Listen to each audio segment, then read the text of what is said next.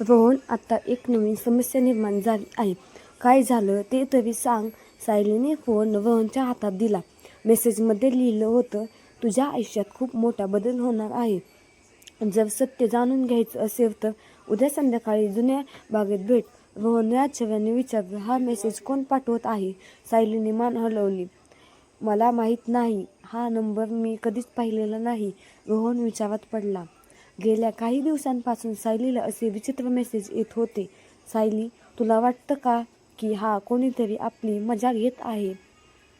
मला माहिती नाही रे रोहन, पण मला भीती वाटते आहे.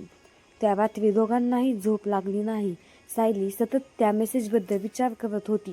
दुसऱ्या दिवशी कॉलेजमध्ये सुद्धा तिचं लक्ष अभ्यासात नव्हतं. संध्याकाळ झाली. रोहन आणि सायली जुन्या बागेत पोहोचले. संपूर्ण बाग शांत होती. वाऱ्यामुळे झाडांची पानं हलत होती. आपण इथे का आलो आहोत? रोहनने विचारलं. तेवढ्यात त्यांना एका बाकाजवळ एक लिफाफा दिसला. सायलीने तो उघडला. आत एक पत्र होतं. त्यावर लिहिलं होतं, सायली, तुला हे शहर सोडावं लागणार नाही, पण तुझ्या कुटुंबाशी संबंधित एक गुपित आहे. योग्य वेळ आल्यावर सत्य समोर येईल. सायली घाबरली. हे सगळं काय चाललं आहे?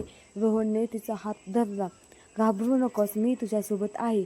सायलीच्या मनात थोडा दिलासा निर्माण झाला. दोघे बागेतून बाहेर पडू लागले. अचानक पाऊस सुरू झाला. ते एका झाडाखाली थांबले. काही क्षण शांतता होती. रोहनच्या मनात अनेक दिवसांपासून दडवून ठेवलेले शब्द घोळत होते. शेवटी त्याने रोहनचा आवाज थरथरत होता. मी तुझ्यावर प्रेम करतो. सायली स्तब्ध झाली. रोहन पुढे म्हणाला, पहिल्या दिवसापासून तुला मला आवडतेस, पण मला भीती वाटत होती की तू मला नकार देशील म्हणून मी कधीच सांगितलं नाही. सायलीच्या डोळ्यात पाणी आलं. ती हळूच हसली. रोहन वेड्या, मी सुद्धा तुझ्यावर प्रेम करते. हे ऐकताच रोहनच्या चेहऱ्यावर आनंद फुलला. पहिल्यांदाच दोघांनी आपल्या भावना एकमेकांसमोर व्यक्त केल्या होत्या. पण त्यांचा आनंद फार वेळ टिकला नाही. सायलीच्या फोनवर पुन्हा एक मेसेज आला.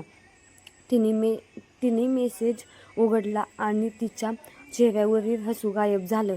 मेसेजमध्ये लिहिलं होतं, तुमची प्रेम कहाणी आत्ता सुरू झाली आहे, पण पुढे एक मोठं वादळ तुमची वाट पाहत आहे. सायली आणि रोहन एकमेकांकडे पाहू लागले. तो मेसेज कोण पाठवत होता? सायलीच्या कुटुंबाचं गुपित काय होतं? आणि त्यांच्या प्रेमाची खरी परीक्षा आता सुरू होणार होती.